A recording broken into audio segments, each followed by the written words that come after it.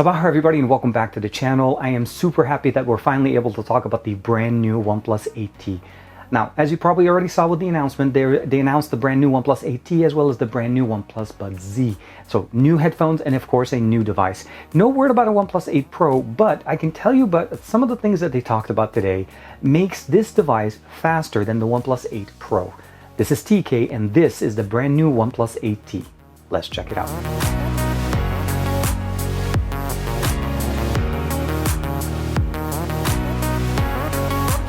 Like and subscribe and make sure you hit that bell icon so that you're always notified to whenever we have new videos on the channel. So what I have in front of us is the package that OnePlus sent over. I want to say thank you very much for allowing me to share with you guys my opinions about this device. In the box, you pretty much get the phone, you get the charger, and of course you get the wired USB-C to USB-C, no longer A to C. And this is the brand new Warp Charge 65. One of the things they talked about at the announcement is that this device can charge from 0 to 100% in about 39 minutes. Now, I am going to tell you that I've done a video that's going to be coming out very shortly talking about the speed of charging here, and I'll show you guys a quick clip of that in the middle of this video. But again, fastest charger to date from OnePlus that comes in the box, and that's pretty much it. You do get a clear case that comes in there as well. But as far as the actual device, we are looking obviously at the latest OnePlus 8T. Let me go ahead and swipe this one away. The device that we're looking at here has a 6.55-inch display, so pretty similar to what we saw last year with the OnePlus 7T. So if we're familiar with the way the device has looked in the past, OnePlus is always known obviously for having some nice colors. There's obviously two colors of this one, and it definitely looks closer to what we've seen on the OnePlus Nord. So the camera setup is a little bit different. We also have quad camera setups here as opposed to the triple camera setups that we had last year with the OnePlus 7T.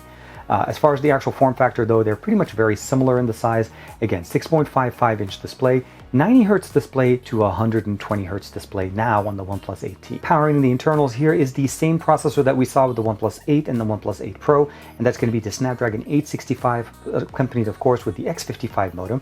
Now this one has 12 gigs of RAM with 256 gigs of internal storage with UFS 3.1 storage, which means we're going to be getting a very fast speed. So let's go ahead and turn on the Android bench. And as I ran the history here, we can go ahead and see real quick some of the tests. Very fast and very consistent. And I did also do a comparison between this and the OnePlus 8 Pro, and I did notice that when I ran the Geekbench benchmark on that one, it was interesting that both of them ran very similarly, even though both have 12 gigs of RAM and the 865. The OnePlus 8T did score ever so slightly higher on the total benchmark, and I ran it a couple of times. Overall, pretty much a very consistent performer, very strong, very good, and of course running some of the latest specifications. Now, as far as the battery in here, we have actually dual batteries in there that are basically enabling us to be able to charge this device at a very fast rate with the charging that we have here. 65-watt chargers from 0 to 100, advertised to be at about 39 minutes, and I did do my test and I did have some thermals on that I will share with you guys in a little bit. But again, dual batteries there. No headphone jack. We have a USB-C bottom firing speaker married to the top earpiece for stereo speakers, a front-facing 16-megapixel camera, which is what we've seen in the past, and of course, on the back, we have a quad camera setup. We have a mono camera sensor in the back. This is a macro sensor here, a 5 megapixel, so that's a 2, this is a 5. This is going to be the primary 48 megapixel sensor, that's the primary shooter, which we had in the past, and of course, a 16 megapixel ultra-wide lens that's sitting at the top, and of course, dual-tone LED flash, as we can typically have. No wireless charging, but again, you are not going to miss it. Obviously, silencing toggle power button, antenna bands, and of course, one of the microphones. On the left side, pretty much just a volume rocker. Everything else is clean. On the bottom, the dual SIM tray is supported here for dual SIM cards, USB-C, microphone, as well as a bottom firing speaker. So all in all, this is screaming speed because this display is running at 120 Hertz, not running at the 90 Hertz that we had in the past. And that means when you have it turned on, you're able to run the display at 120 frames per second, and that's going to help you a lot, especially when you're going through social media, flickering through different options, and that's generally where you get the benefit of the 120 frames per second. It is adaptive, which means it will go down to whatever the actual application is running at. So you're not going to be running 120 all the time, but you're definitely going to benefit from it. As far as the colors, there's going to be two different colors. There's going to be the aquamarine green as well as the lunar silver. Pricing for this one is going to be $749 and of course available as of the 23rd at 11 a.m. Eastern Standard Time. So roughly about the same time next week, you'll be able to basically get one of your own.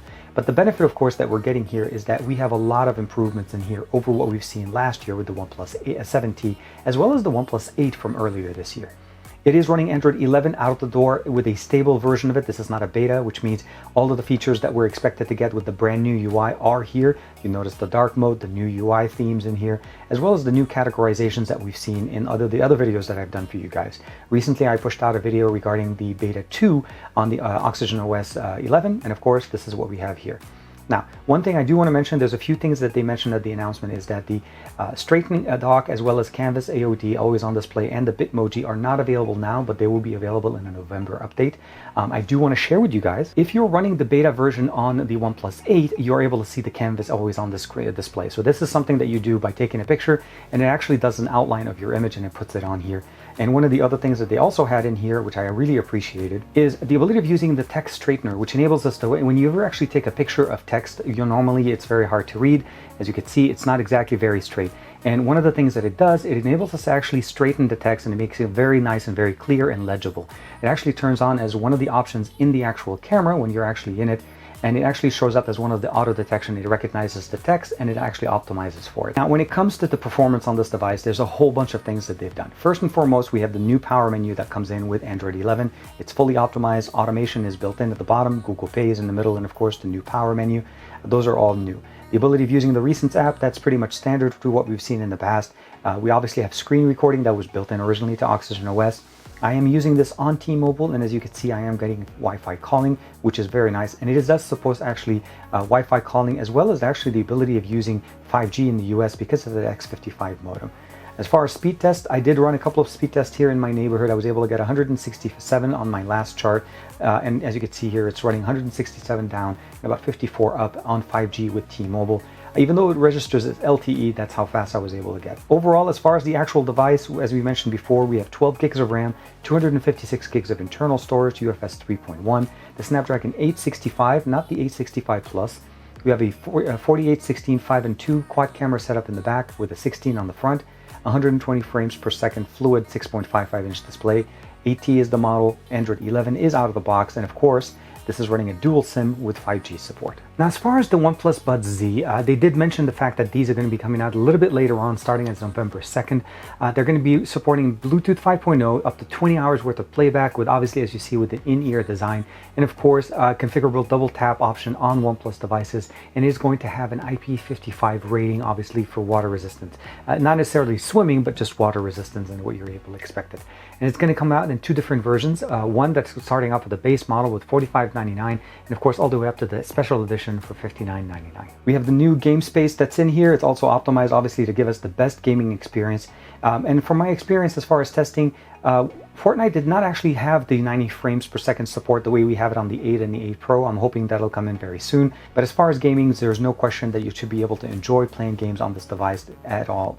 It runs pretty smooth. It's very, very quick. The game mode turns on once you're started. So swiping from the top left gives us access to the new menu. You have the ability of seeing the temperature on the battery, the percentage of the battery, of course the time, the ability of sharing on Instagram, turning on Fanatic mode if you want to be able to turn it on, obviously screen recording, mistouch prevention, as well as notification blocking. Very simple, very easy, and of course you can access it just directly. As long as you launch the application directly from the game mode option here, or the game space, that should be able to give you all the access that you need. The camera did also receive a lot of updates as we've seen with the beta that I showed you guys before. First and foremost, as far as the cameras, again, we have a quad camera setup in here, a standard, a wide, ultra wide, and of course we also have a macro and obviously a black and white or a monochrome. You also have the ability of jumping into a full 48 megapixel sensor image here if you place it at the button at the top.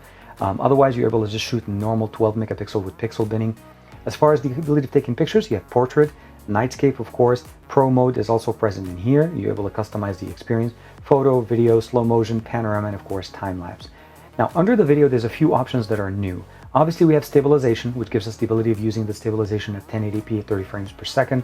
We also have basically what they're calling video portrait, which I'll also give you guys a quick demo of course. Last but not least is nightscape video, which essentially enables us to have some illuminated, or actually bringing out some of the light in darker lighting environments for pictures or for video. So a few things that are present here, and of course there'll be more new features coming up in the near future. So starting off with the primary sensor, the 48 megapixel sensor, we're shooting video up to 4K 60 frames per second.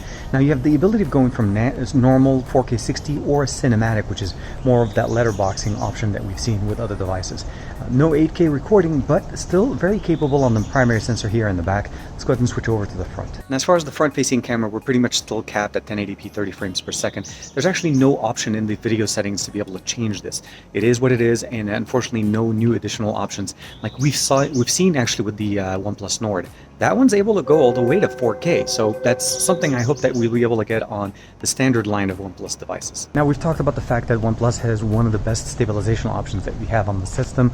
The only thing about it is it's 1080p, not 4K, but still very stable, as you can see walking with it around. One of the other new options of the OxygenOS update is the ability of doing video portrait. So essentially something like what you're seeing right now, the ability of making me focused and everything behind me be out of focus. And as you can see, there's a whole bunch of different things that we can do with the brand new OnePlus 8T.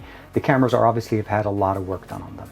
Now, let's go ahead and start jumping in real quick into a quick song. This is Jumbo by Alex Scrindo, my favorite song to play a demo as far as testing out the speakers. Again, stereo speakers that we have built in here, easy to set up and easy to configure. Let's go ahead and put the volume all the way up to 100%.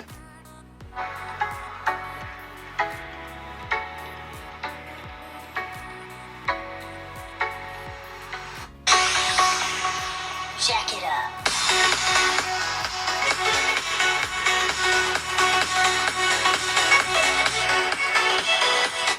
The sound is absolutely fantastic, as you can imagine. Now, keep in mind that this is a 20:9 aspect ratio, which pretty much means that you're able to basically pinch the image or the video in there once you're done, because it won't actually fill up the display. So as far as using the OnePlus 8T for the last couple of weeks, I've had no problems. Overall, there was one update that got pushed out for us, and of course, there'll probably be more updates. As you know, OnePlus updates their devices quite a bit.